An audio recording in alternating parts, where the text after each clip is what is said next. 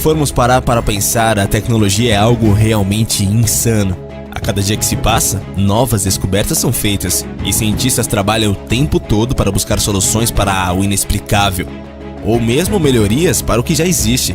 Muitas invenções criadas por eles ajudaram e continuam ajudando a humanidade a enfrentar situações complicadas. E mesmo assim, ainda existem aqueles que não entendem os benefícios que tudo isso pode trazer. No vídeo de hoje, você vai conhecer um pouco mais sobre este assunto. Veja agora as invenções que poderiam mudar o mundo se não fossem proibidas.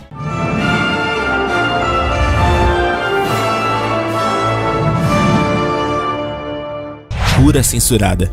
O Dr. Riff, ainda em meados de 1930, já havia descoberto uma forma a custos baixíssimos de curar não somente o câncer, mas também as mais mortais doenças que assolam a nossa sociedade nos dias de hoje.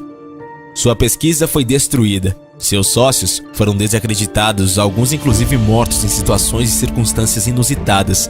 Após anos de perseguição, o próprio Dr. Riff morreu por uma overdose, que lhe foi administrada no hospital de San Diego, na Califórnia, em 71. Reynold Riff foi provavelmente um dos mais brilhantes e, por não dizer mais persistentes cientistas que já caminharam por esse planeta.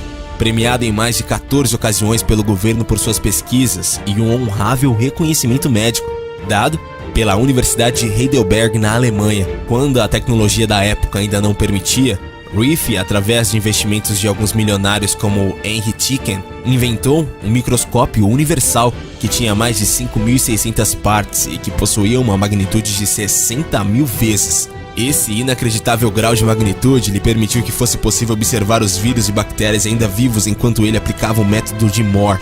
Com isso, ele foi capaz de destruir todas as formas de organismos maléficos, incluindo organismos de origem cancerígena, simplesmente usando um feixe de alta frequência, que era modulada de acordo com o organismo-alvo. Riff já aplicava conhecimentos que eram explorados em 1893 por Nikola Tesla e seu gerador de plasma frio. A técnica de Riff se fundamentava no conhecimento de que cada ser no universo, vivo ou morto, possui sua própria frequência ressonante. Conhecendo a frequência de cada organismo e aplicando a frequência ressonante correta nesse organismo ou objeto, faria com que ele vibrasse até literalmente se desintegrar. Isso pode ser facilmente observado se colocando uma garrafa de vidro perto de uma cantora de ópera, onde a vibração de suas cordas vocais, quando direcionada para uma frequência, fará a garrafa se explodir em pedaços. O mesmo princípio se aplica para qualquer organismo. É interessante notar que um microscópio de magnitude de 60.000 vezes é algo incrivelmente poderoso, até mesmo se comparado aos dias de hoje. O microscópio de elétrons, por exemplo, embora ofereça uma altíssima magnitude, que é de 10.000 vezes, apenas consegue observar organismos já mortos. A habilidade de poder observar organismos ainda vivos e examiná-los oferece um novo patamar para desenvolvimento de curas e diagnósticos. Graças a esse poderoso instrumento, Riff conseguiu provar que frequências ressonantes, quando aplicadas devidamente, poderiam desintegrar os mais variados tipos de organismos causadores do câncer, entre outras doenças. Embora Riff tenha provado que o método era eficaz e poderia curar uma infinidade de doenças, ele foi implacavelmente perseguido. Várias foram as tentativas de desmoralizá-lo publicamente. A AMA, American Medical Association, o perseguiu sem tréguas por toda a sua vida após suas descobertas. Cloudbuster. Você já imaginou se hoje existisse algum objeto que produzisse a chuva? Porém, te informamos que isso já existiu e foi apelidada de Cloudbuster. O cientista Wilhelm Reich foi o responsável pela criação. Ele fez isso porque em Maine, nos Estados Unidos, os cidadãos estavam enfrentando uma seca terrível. Sendo assim, o psicanalista austríaco tentava utilizar a sua nova invenção como forma de fazer chover. O site de notícias Bangor Daily News chegou a cobrir o primeiro teste realizado na Cloudbuster, e segundo o jornal, não havia previsão de chuva na cidade, mas logo que Reich ligou a máquina, nuvens de tempestade se formaram e choveu cerca de 6,35 milímetros. Porém, todo o estudo do cientista foi apreendido e ele não pôde fazer outros testes. Raio da morte. Nikola Tesla afirmou ter inventado um feixe da morte, que ele chamou de Teleforce, na década de 1930. O dispositivo era capaz de gerar um intensivo feixe direcionado de energia e poderia ser usado para descartar bombardeiros inimigos, exércitos estrangeiros ou qualquer outra coisa que você preferir que não existisse. O chamado Raio da Morte nunca foi construído porque ele acreditava que seria muito fácil países destruírem uns aos outros. Tesla propôs que uma nação poderia destruir qualquer coisa que se aproximasse dentro de 320 quilômetros aproximadamente e fornecer um muro de poder para tornar qualquer país grande ou pequeno impenetrável contra exércitos, aviões e outros meios de ataque. Ele diz que esforços foram feitos para roubar a invenção, seu quarto foi invadido e seus papéis revirados, mas os ladrões ou espiões foram embora de mãos vazias. Máquina do tempo.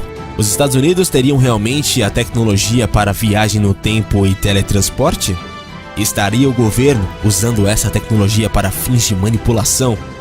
Segundo os teóricos da conspiração, o governo dos Estados Unidos já teria tecnologia de viagem no tempo de acesso quântico, baseado em estudos de Nikola Tesla, há mais de 40 anos.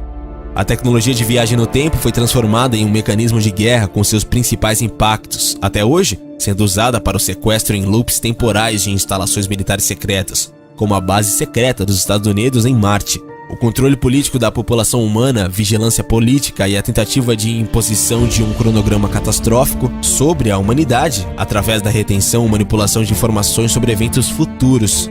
Essas informações chegam através de 2 informantes, independentes do Estado de Segurança Nacional dos Estados Unidos, que relataram de forma congruente, sofisticada e extensa as suas experiências com a tecnologia de viagem do tempo baseada em Tesla, desenvolvida pelo Departamento de Defesa dos Estados Unidos.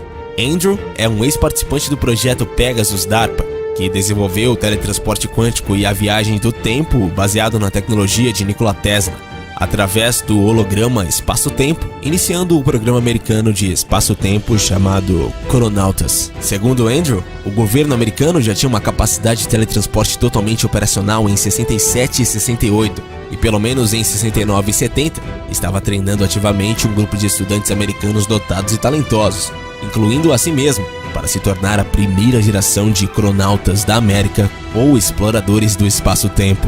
Essa formação, disse ele, culminou em 81, quando aos 19 anos de idade ele foi teletransportado para Marte sozinho depois de ter sido preparado para a viagem pelo agente da CIA, Courtney Hunt, e depois uma segunda vez na companhia de Hunt. Ambas as viagens, Andrew disse que foram efetuadas através de uma sala de salto, localizada em uma instalação da CIA em El Segundo.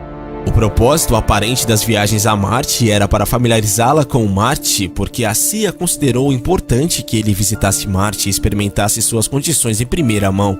Andrew revelou que entre 69 e 72, como participante ainda criança do projeto Pegasus, ele visualizou eventos passados e futuros através de um dispositivo conhecido como um cronovisor, e foi teletransportado para frente e para trás em todo o país, em túneis abertos no espaço-tempo, via teletransporte baseado em Tesla.